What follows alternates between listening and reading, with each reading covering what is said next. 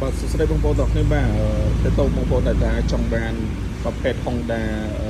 PSX បាទម៉ាស៊ីន160 021បាទមកទឹកស្រកដៃបោះថៃបងប្អូនណាបាទពណ៌សយើងកាត់បានមួយគ្រឿងបាននៅថ្មីស្អាតណាបងប្អូនបាទនៅ97-98%ដែរបងប្អូនណាបាទហើយបងប្អូនដែលស្រឡាញ់ PSX បងប្អូនអាចចេញមកមើលបានហើយយើងលេងកែបហើយស្រាប់ណាបងប្អូនបាទហើយទៅតនឹងគីឡូបងប្អូនបាទគីឡូ original ទៅតែ6354គីឡូឯងបងប្អូនបាទនៅស្អាតបាទនៅស្អាត97-98%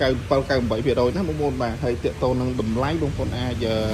មើល caption នេះមិនទៅសេណាបាទបងប្អូនបាទតាកតូនតម្លៃ20ជាងបងប្អូនបាទស្អាតមែនតើមកសម្រាប់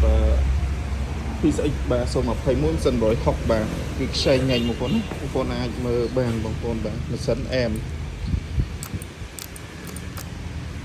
ដៃមួយខាងបាទចាត់បងប្អូនណាបាទសិនអែមបងប្អូនបាទកប់សេរីសិនសិនអែមចឹងបងប្អូនស្រឡាញ់ PSX បងប្អូនអាចចេញមកមើលបានបាទតានេះម៉ាស៊ីនឲ្យបាទហើយនៅទៅឆ្នាំវានៅស្អាតបងប្អូនណាបាទចឹងអរគុណច្រើនបងប្អូន